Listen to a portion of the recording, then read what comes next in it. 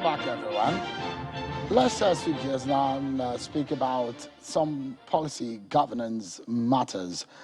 President Muhammadu Buhari last year signed the 2022 budget into law, but he raised an eyebrow on some of the additions made to some of the adjustment made to the budget. The president had expressed strong reservations on what he termed worrisome changes made by the National Assembly to the budget estimate. He lamented the reduction in the provisions for many strategic capital projects to introduce empowerment projects. Some members of the National Assembly, as reported by the Punch newspapers, are alleging that only the leadership of the two chambers and members of the respective appropriation committees were beneficiaries of such additions or adjustments. The president is taking the National Assembly up on reducing provisions for about 10,733 projects and introducing 6,576 new projects, which increased the budget from 16.39 trillion by a total sum of 735 billion naira, and the budget now volume stands at 17.13 trillion. That is what you see on your screen and what you get now. 10,733 projects initial, one as presented by the executive, but the newly started projects by National Assembly, 6,576 new projects. The difference is 735 billion. The budget was increased by that from 16 trillion to 17 trillion. And so members of the National Assembly are alleging budget padding, and they are accusing members of the Appropriations Committee and the leadership of the National Assembly. It is from the National Assembly these accusations are coming from. Don't forget, the last time you heard about budget padding, it was from the National Assembly that whistle was blown.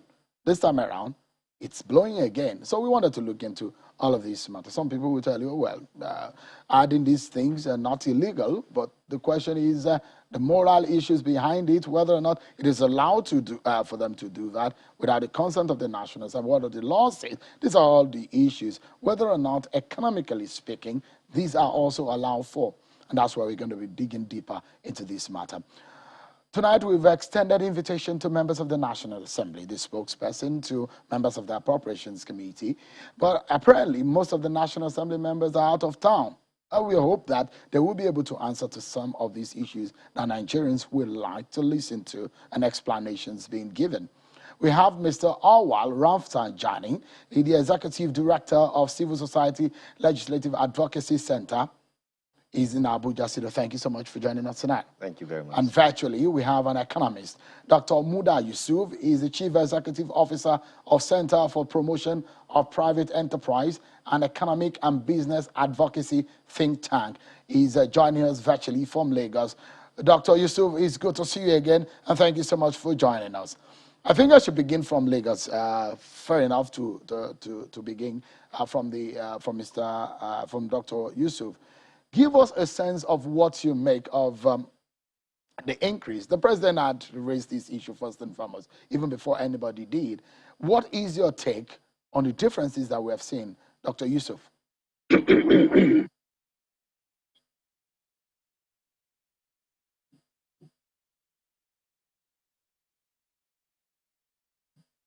I'm not sure he's able to hear me, but let me bring the same question to Mr. Rafsanjani.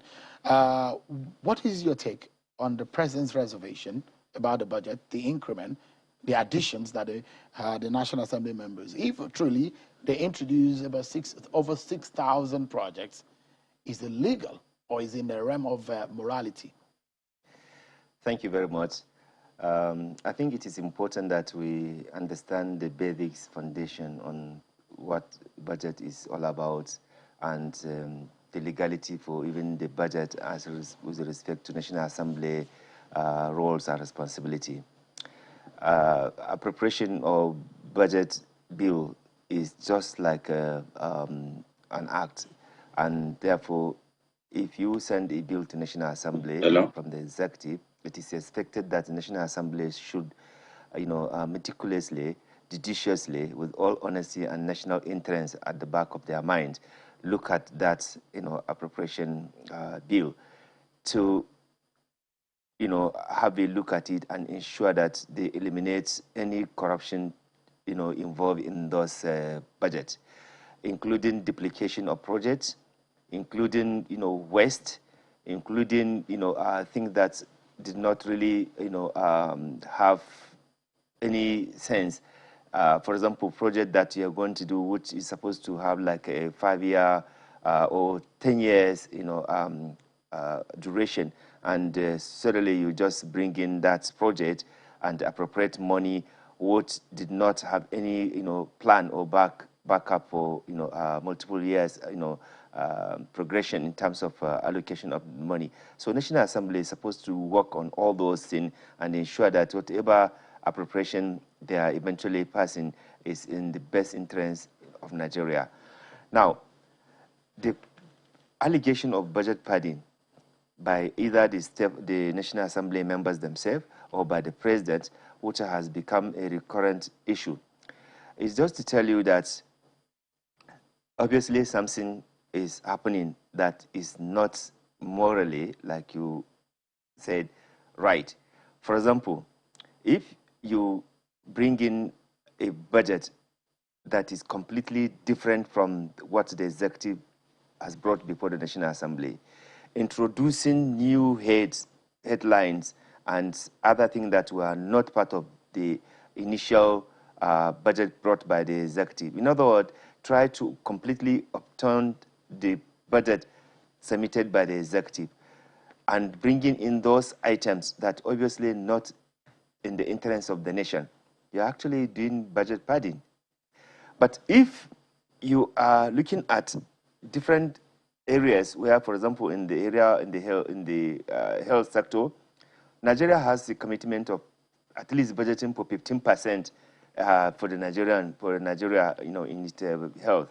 In education, if you also noted that the gap is not really, meeting with the reality, likewise to other sector, if you look at it as a legislator, that the executive is not actually doing those budgeting that will really respond to the yearning and aspiration of Nigerians based on our also income, expected income, National Assembly can actually adjust those things.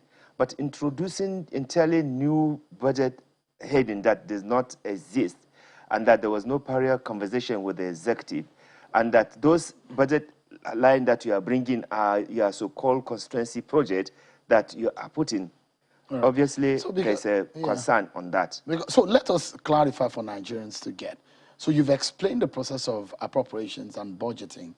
It is for the executive to present to the National Assembly what it wants to implement. Exactly. It is a baby of the executive. Exactly. But the appropriation process is for the National Assembly to scrutinize. Exactly. Do they have the power, the right to introduce new things?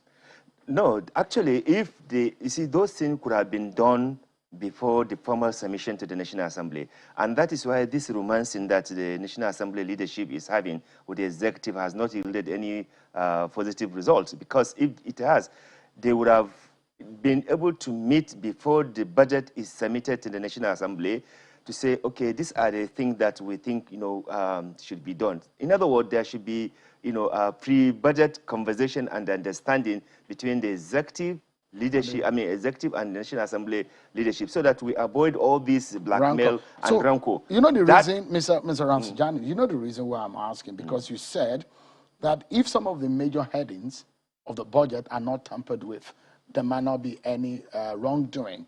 But this is what the president said. He has accused the National Assembly of reducing provisions for about 10,000 projects and introducing 6,000 more new projects, which increase the budget by over almost $1 trillion. Now, these are the words of the president. He said, the cut in the provisions for several of these projects by the National Assembly may render the projects unimplementable or set back their completion, especially some of these administrations' strategic capital projects. End of quote.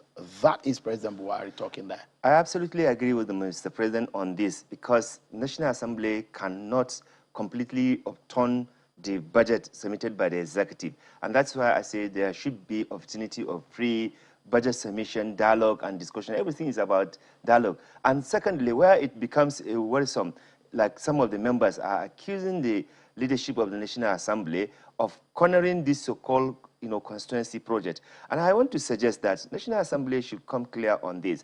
Let us have a legal framework that, spell out how this constituency project should be, since the National Assembly members are desperate to see that they carry out projects for their constituency. But we cannot be putting billions of naira in the so-called empowerment that goes to individual credit.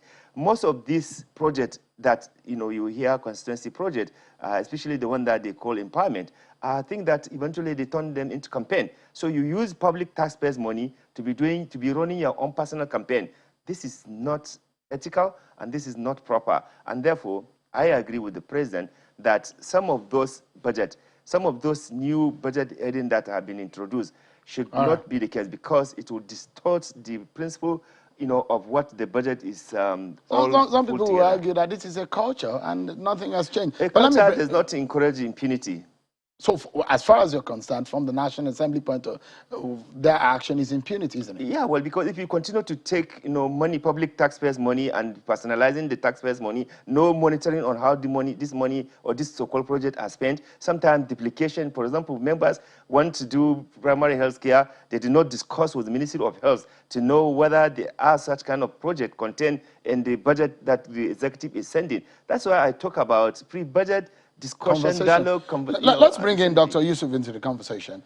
It's not the first time you probably are engaging in this kind of conversation, Dr. Yusuf. Are you surprised this time around that members of the National Assembly are the ones blowing the whistle about what they have now tagged budget padding on the 2022 budget?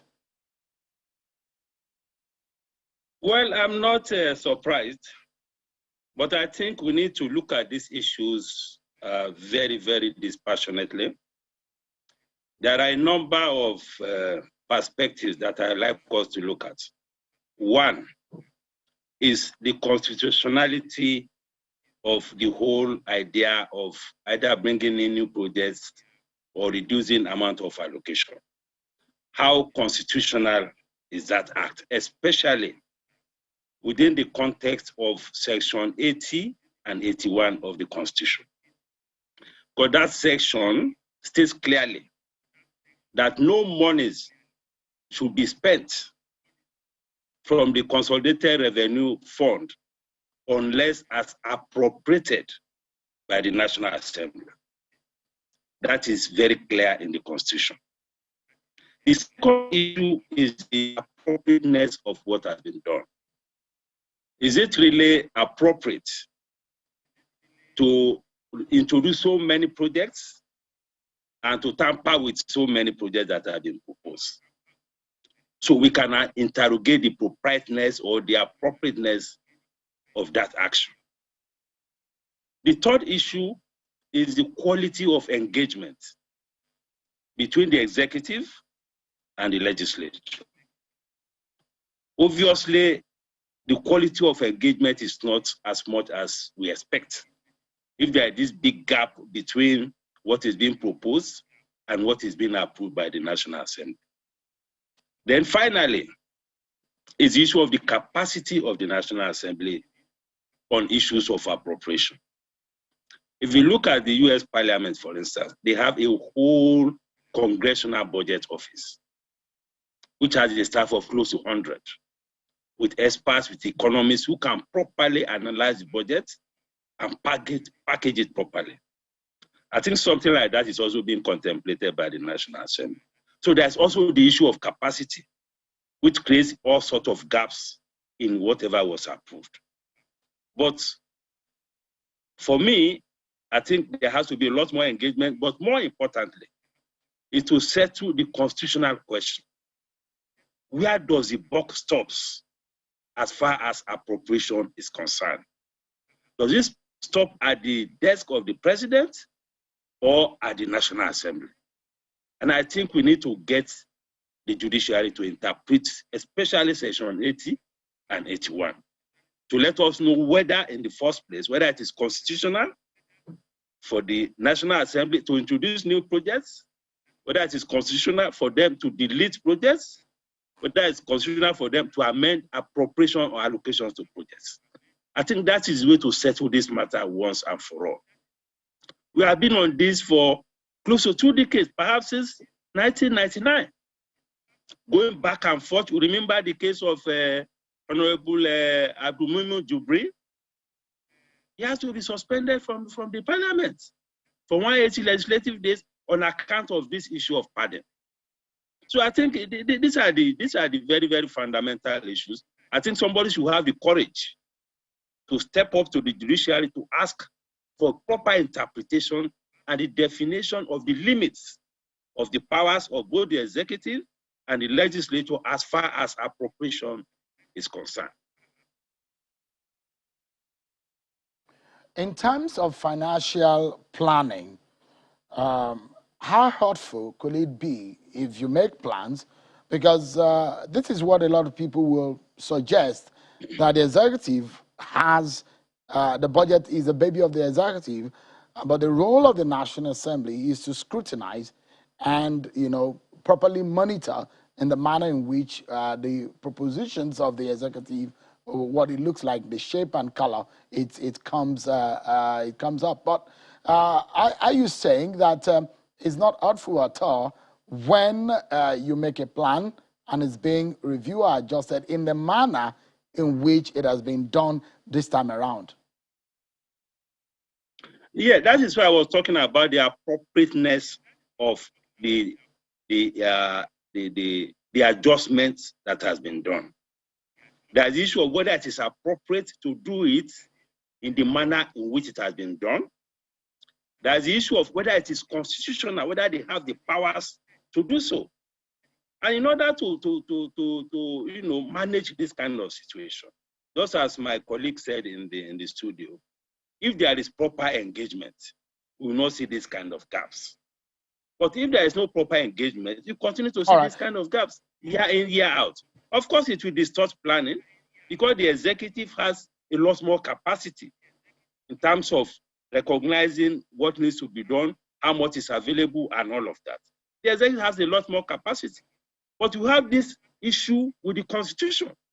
If the Constitution is vesting the powers of appropriation in the National Assembly, and the National Assembly doesn't have so much capacity to know what should be done, what can be executed, then you have a problem.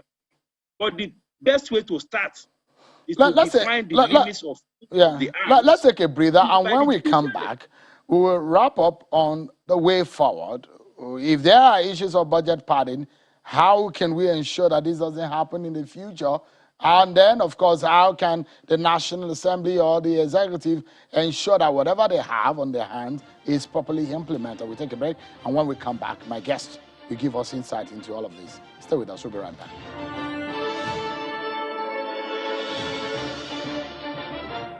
We're wrapping up now. Let me come back to Abuja studio with Mr. Rafsanjani. Can we say, from the position of the president, that is some kind of budget padding? True or false? It is true, because some of the budget line or some of the increases, were not actually done in the best interest of Nigerian people. As members of National Assembly are accusing their principal officers cornering large chunk of even the constituency project to themselves. I don't think that is appropriate, and I think we need to stop that, because it is not healthy. It is not also helping to improve financial transparency in the country. Again, also it is important that the National Assembly take their job seriously. We have been proposing and advising National Assembly to legalize National Assembly Budget and Research Office, NIBRO, to help them with the capacity that can be able to checkmate whatever executive brings as appropriation. But that has not yet happened, and I don't know why they are not able to legislate on that. It is only when you have that you can match capacity with the capacity. Otherwise, as it is now, what you notice is that the National Assembly are more concerned with only constituency project in the budget. Looking at other areas like health, education, foreign affairs, defense, and what have you, is not giving much attention, much debate within the National Assembly. But when it comes to issues of allocation for constituency project, it is where you see activism of members of the National Assembly and principal officers. So it is important that if we're going to have constituency project, let us have a legal framework on how that should be done so that we can be able to monitor and be able to spend that money transparently, not people cornering it to personalize it for their campaign. It is possible. Just have a legal framework on it. Spells how it should be done. As it is now, it is blind and it's just money for people just to use for their campaign and sometimes misappropriated it. And that's why you see EFCC and the ICPC are chasing them with their contractors. So in order to stop this embarrassment, to the National Assembly, let them, have a legal framework so that Nigerians, since the National Assembly members, they want to see something they do to their constituency. So let us have something that can guide it, something that will make them to do it in more transparent, more inclusive, more participatory way. All right. Let me ask Dr. Yusuf, in closing now, in terms of financial plans for these administration, the monies are not even there. We have the what is being earmarked for debt repayment is huge. And so it's meager resources that you need to execute carefully. Now, the president has raised the issue of implementation. What is your advice to tonight based on the predicament of the executive in the light of what the National Assembly has done? Well, I think there will have to be a compromise between the executive and the National Assembly. The National Assembly has a position, the president also has a position. I think what should happen is a compromise. But let me also emphasize that the earlier we're able to determine the constitutional limits of each of the arms of government on appropriation, the better for everybody. Secondly, this situation calls for a lot more dialogue, a lot more engagement between the executive and the legislature. And thirdly, let me say that when you use the word pardon, pardon has a very negative connotation.